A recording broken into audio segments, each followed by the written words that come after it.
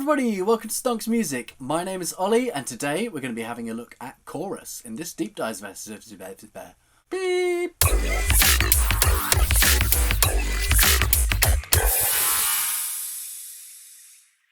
Here we are back once again at the Ableton manual. Let's jump in. The chorus effect uses two parallel time modulated delays to create chorus, thickening and flanging effects. Each delay has its own delay time control, calibrated in milliseconds. Delay 1 has a high-pass filter that can remove low frequencies from the delayed signal. Greater high-pass values let only very high frequencies pass through to delay 1. Delay 2 can switch among three different modes. When off, only delay 1 is audible. In fix mode, only delay 1's delay time will be modulated. When mod is activated, delay 2 will receive the same modulation as delay 1. To set both delay lines to delay 1's delay time, turn on the link button. This is especially useful if you want to change both delays with a single gesture. The modulation XY controller can impart motion to the sounds. To change the modulation rate for the delay times, click and drag along the horizontal axis. To change the amount of modulation, click and drag along the vertical axis. You can also make changes by entering parameter values in the amount and rate fields below the XY controller. The amount value is in milliseconds, whilst the modulation frequency rate is in hertz. Clicking the times 20 switch multiplies the modulation frequency by 20 to achieve more extreme sounds. The feedback control determines how much of the output signal feeds back into the input, while the polarity switch sets, surprise, the polarity. Polarity changes have the most effect with high amounts of feedback and short delay times. The dry-wet control adjusts the balance between the processed and dry signals. Set it to 100% when using chorus in a return track. Enabling the crisp option via the right-click PC, control-click Mac, context menu can improve the sound quality, particularly at higher frequencies. This is enabled by default, except when loading sets that use chorus from an earlier version of Live. So again, we've only got a few different controls here, but you can get some real great sounds with chorus, so let's jump into Ableton and see what we can do. Alright everyone, so here we are back in Ableton. I've had a suggestion from one of my friends of just running a pure sine wave through these effects to be able to give us more of an idea, a visual idea of what's actually going on. So usually I use my sub bass, but this time I'm just using a pure sine. So if you have a look here, that's a pure sine at G. So when we turn our chorus on, I'm going to do this a really obvious way. We're going to have the rate set all the way up, the amount set all the way up, our high pass all the way down, so it's going to be collecting all the information. And we should be able to see, as we turn this dry wet up, the effect that it's having. And this isn't going to sound very good, but it should just visually give you a good idea of what's going on. So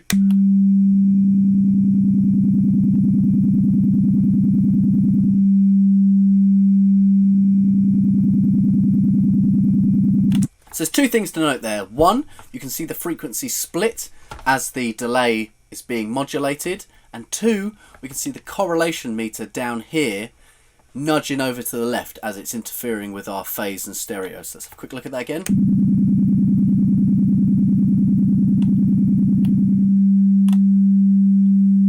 Dry wet at 0, pure sine, absolutely no issues there. So this is a stereo widening effect is what I would call chorus. Most commonly you'd use it, I suppose, on like 12-string jangly guitars and kind of get that nice bit of movement. And what it's literally doing is splitting your signal up, modulating some of the signal and putting it back in. So if we go down here somewhere, less amount, less rate, turn the delay type up a bit, and we'll leave the high pass down, and have a listen to a more subtle effect how you'd probably use chorus. So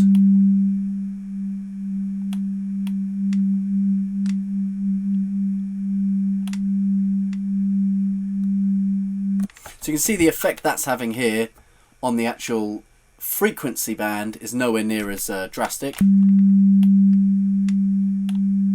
But what we are getting on this correlation meter is that kind of movement. And if we also look here at our left and right channels, you can see it left, right, left, right, left, right. So what would I do with chorus? Well, a lot of the stuff that I do is bass-centric nasty noises. So first of all, I'll go to my big bad sub. I'm going to grab an amp on it just to give us a bit more of those frequencies up here. So we've got our sub, go down an octave, and then our rock amp, give us all of that dirt to work with, and then we would chuck in our chorus. So this is the default how it comes. Our high pass is at about 1K. Delay 2 is on mod. Let's turn that off for now, just so there's less going on. Feedback is down, dry wet in the middle.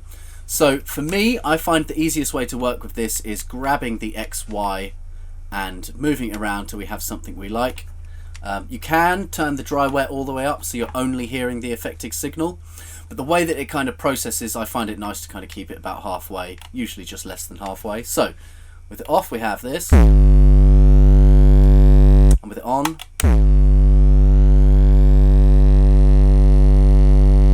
and that's quite subtle but definitely gives it a lot more movement. So let's jam it right up here, high rate, high amount, times 20 on at the bottom for crazy mode, and now it's going to sound a little bit nuts. And you can see up here these high frequencies, just how much of that fierce is being added by this real quick modulation. So let's turn that down a bit to somewhere a bit more usable.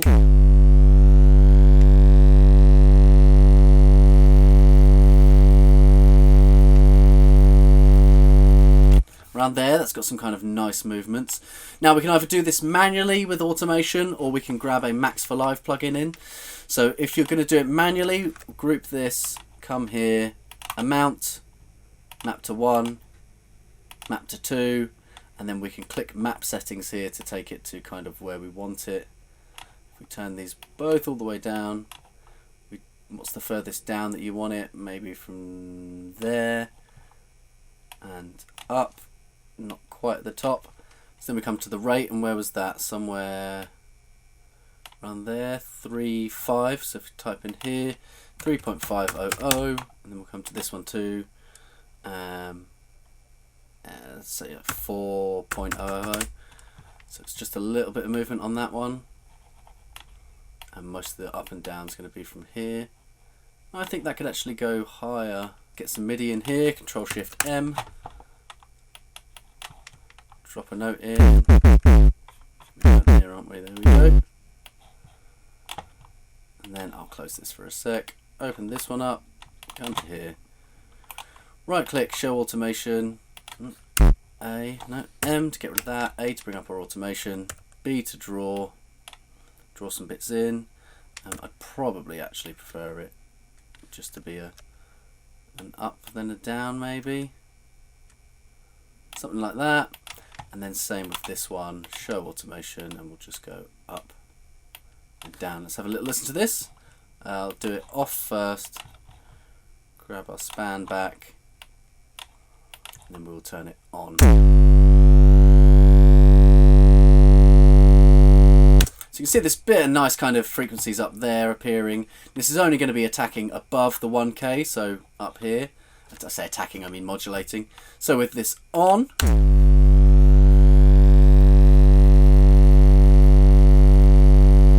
it's quite subtle. If we turn the dry wet all the way up,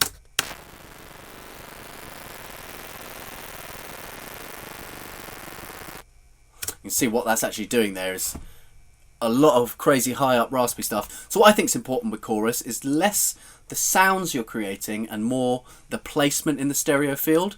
So if we look at the correlation meter here with it turned all the way to 100%,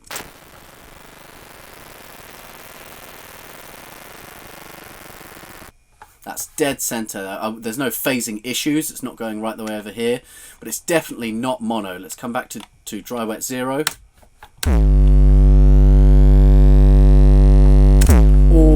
All the way on our right. That's like a pure mono sound. So by slowly adding in this dry wet, we should be able to get a bit more stereo spread.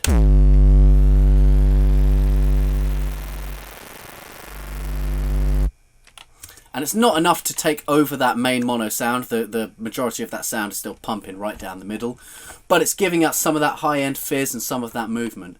So this could be quite nice. I know my mate James, who I do the Stonx project with, he loves crushing things into a bit crusher.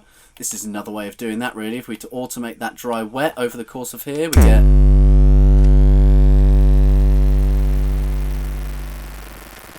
kind of that same idea of crushing everything, but with a little less bit depth. You know, not actually crushing everything into a limiter. It's another way of kind of getting some of those nice sounds. And if you've seen in the other videos, one of the main things I like for transitions, we'll get there in the end when we eventually do reverb, getting our reverb dry wet and automating that as well as we go. So as we get to the end here, we can automate that up. Maybe do the same with an echo before that. Oh, there we go. And same again, we're just going to automate that dry wet up as we go. So as this starts spreading, we then kind of break it out.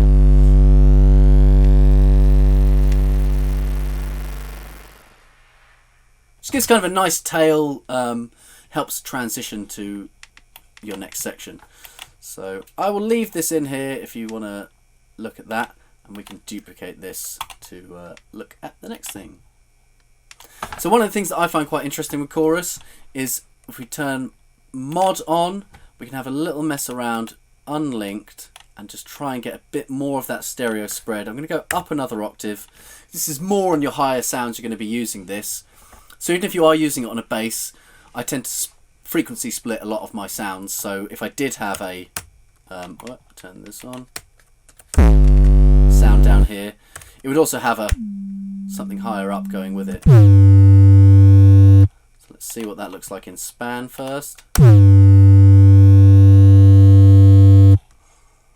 And let's have a little look at what we can do. Dry wet up.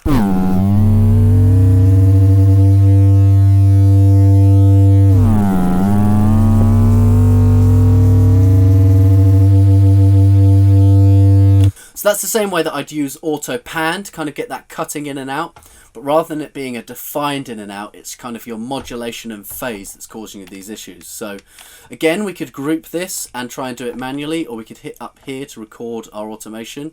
So if we press record now,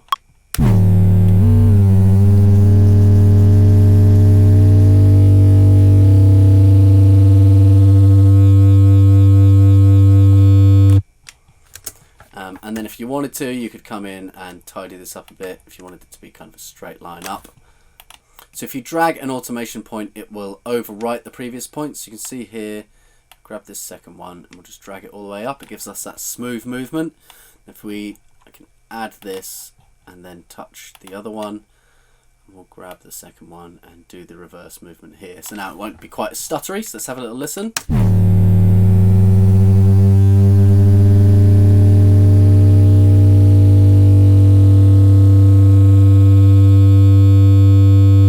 That on top of our normal sub, let me just duplicate, get rid of the chorus, and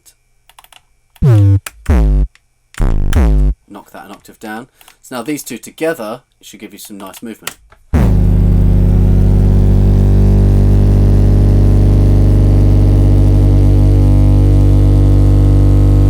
I'd probably even actually get rid of the amp on this one.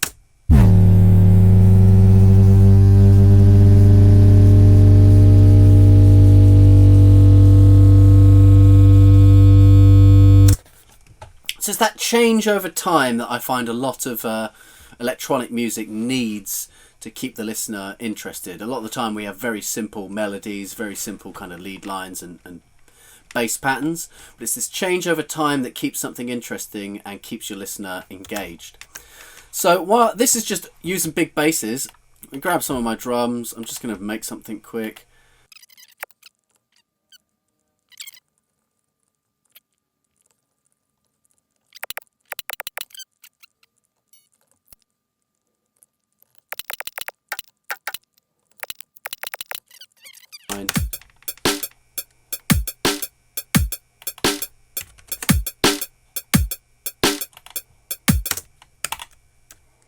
Group all of that. So now we've just got this little kind of drum beat here. So the chorus is going to be a real nice one to just give us that spread. Depending how you want to do it, we can chuck that on this drum group here.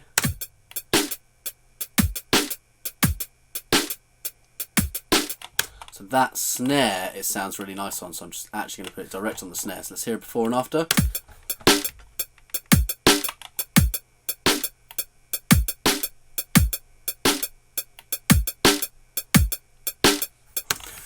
So you can hear straight away, I'll turn it up to 100%.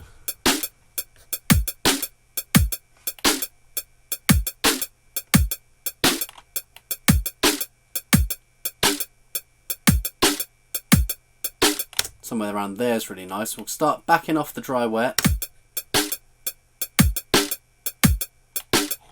Let's have a look at the span. You can see the correlation meter is shifting right to the left. So we're going to keep the dry wet about there, and let's have a little mess around with the delays.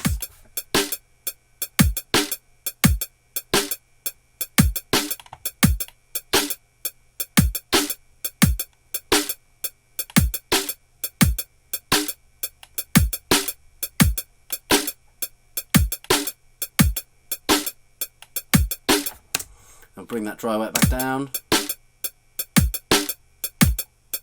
and without. So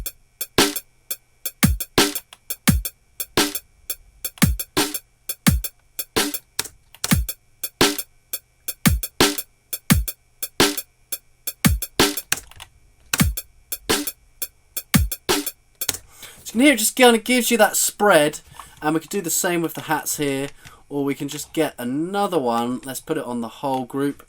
Now I'm going to use this as a effect. So let's turn the feedback right up, times 20 on, put it to fixed mode, touch these guys together, and we'll do something with this. You see when you move it quick, let's go right click automation and draw this in here. Do some up, down. I mean, actually, you might B mode and just go do something completely crazy like this. And then let's have a listen.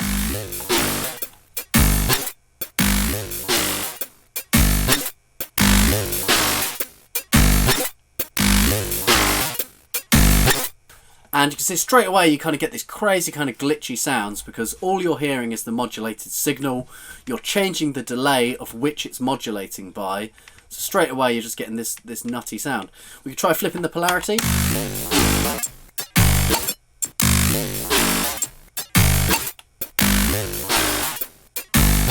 I throw it on the plus mode, it's got kind of a bit more crunchy highs. Let's see if we've got crisp on. Yes, we do, so that's going to give it a bit nicer. If we turn 20 off, it's going to be less obvious.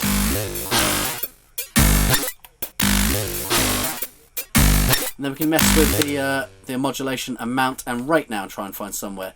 Up the top here is going to be the fastest, craziest version again. And that to me kind of makes it sound more like white noise. You're modulating it so quickly that you're just getting the high-end fizz. So somewhere down here in the middle is you're going to hear more of the modulation rather than it just being so quickly that it's just making... I mean, all of this makes horrible noises, but you don't want it so quick that you can't hear the nuances of the horrible noises.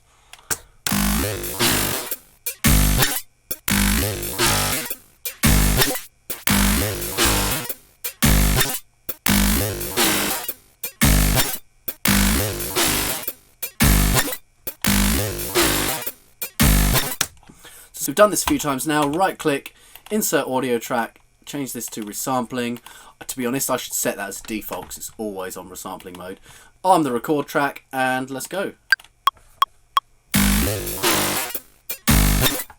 Probably be tempted to Control D to double that up, and let's Control L to loop the lot, and this write some more. Go to 16th and write some more crazy stuff in here.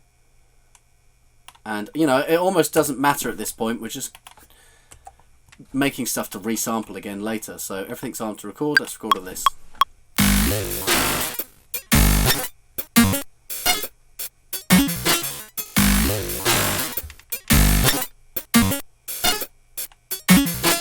For me, that's a really cool kind of sound and beat.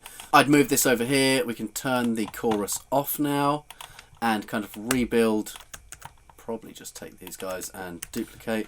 So now we've got, underneath the crazy glitch, we've got our main, what I call a muscle kick and muscle snare. Auto filter, we'll drag that on and kind of set that to, let's say, 300, just to get rid of some of those low end. And let's hear what we got now.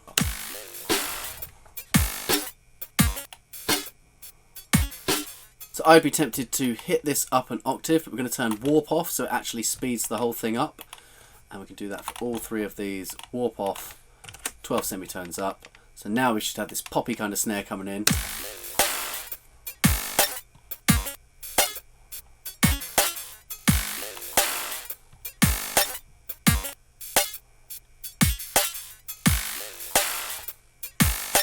And then we'd need to do some good EQing and everything to make this fit together. But it gives us that kind of nice, crispy, kind of granularized sound almost. We could take this one step further. This is a trick I use all the time. Beats mode, 16th, choke forwards only. Whoop, I'm pressing all the buttons, wrong buttons now. 16th, choke to forwards only, and this is the choke amount. So we'll turn this down, and now we'll have this.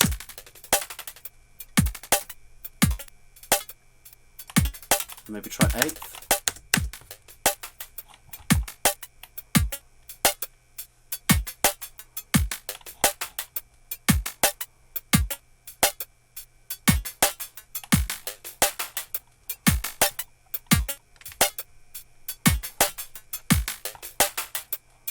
So you come from having this normal drum beat that sounds like this,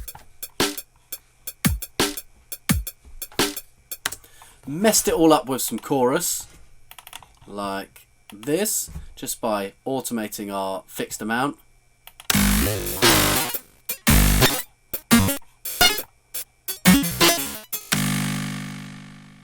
Ooh, that's nice. And then reprocessing that into a kind of tidier version of itself using the beat mode. And actually one thing to be aware of, when we control J this, you'll notice that because we've choked the sounds, one thing that is true with audio acoustics is the longer a sound is playing for, the louder it can be. So if you look at a good snare drum, it has an initial transient, a big sausage peak, and then a tail. So because we've cut everything down to be very small, it definitely lowers the volume. You can see the difference here. So we can just Control J to kind of print it down, and then boost the volume on the clip up. If you boost it too much, you're obviously going to be clipping. We can see this one here seems to be quite high, so I'd push it as far as I can there. And then do my reprocessing after that. Limiter, soft clip saturator, something like that. So let's see what we've got now.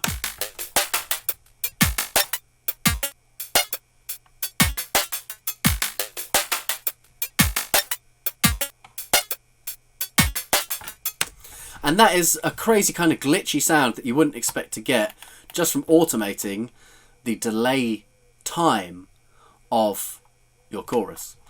I'm just going to grab the sub bass again, and this time just have a little mess around with this feedback amount.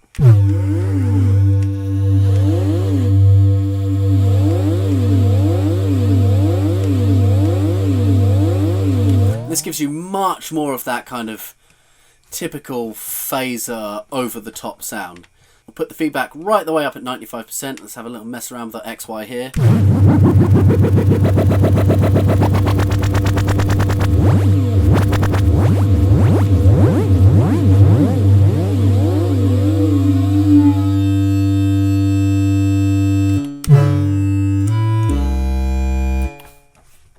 So with our feedback amount, without messing around with much more of this stuff, you can get a real nice, down here we've kind of got a slap back, almost metallic sound. Akin to like what a resonator would do. You can hear those kind of frequencies really from what was otherwise just a pretty bass heavy sound.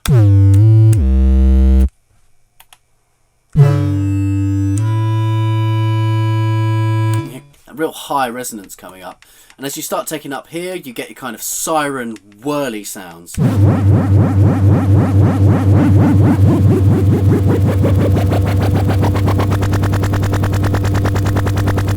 if you take a dry wet all the way up on this,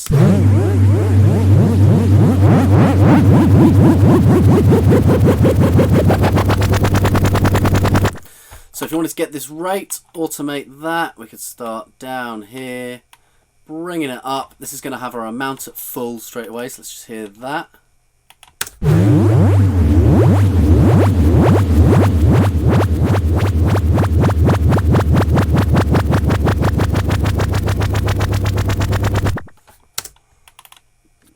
Let's just lengthen that to the end of the bar.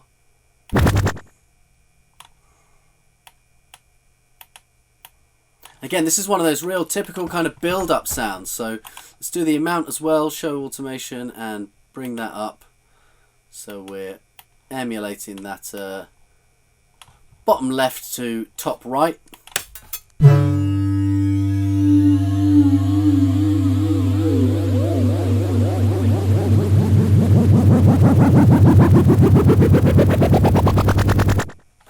And then you could keep that going for a while if you wanted to kind of extend your tension for a good bit. You could kind of hold that up there and do whatever you want with that. Again, at the beginning of here, what I'm always doing is automating this dry wet, so I will have that kind of just coming up until it's probably almost full over those first 8 bars.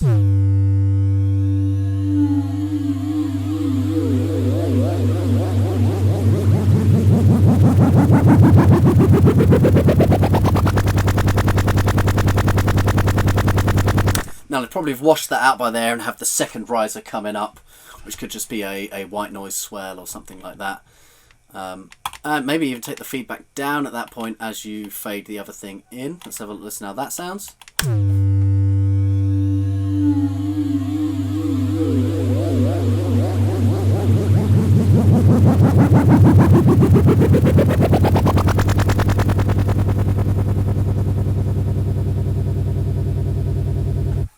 And then probably also auto filter it down as the other thing takes hold. Something like that probably. And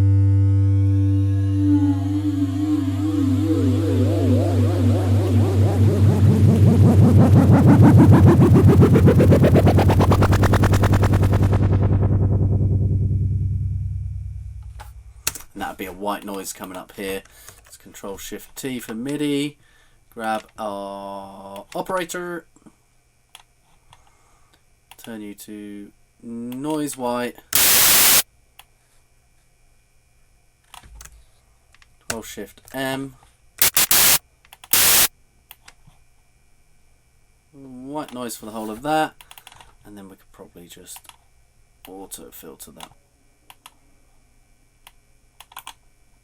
And auto filter that white noise from bottom to top.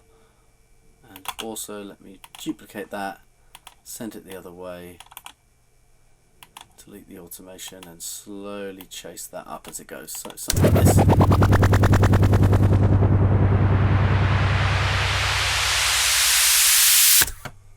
Bam, into a drop, right? So again, just more creative ways to use these effects that aren't just your kind of standard thinking about it from a guitar pedal point of view, and just try to think what's going on. So let's have another look at the span for this effect quickly. And for me, the big point of your risers and the build-up sections are really to not be mono, to not be smash in the middle, to not be so bass heavy. So things like the chorus, it's really going to start, same with the auto filter, moving things around your head and kind of, oh, what's going on, to smack you back down into the middle. That's really what I like. So let's have a look.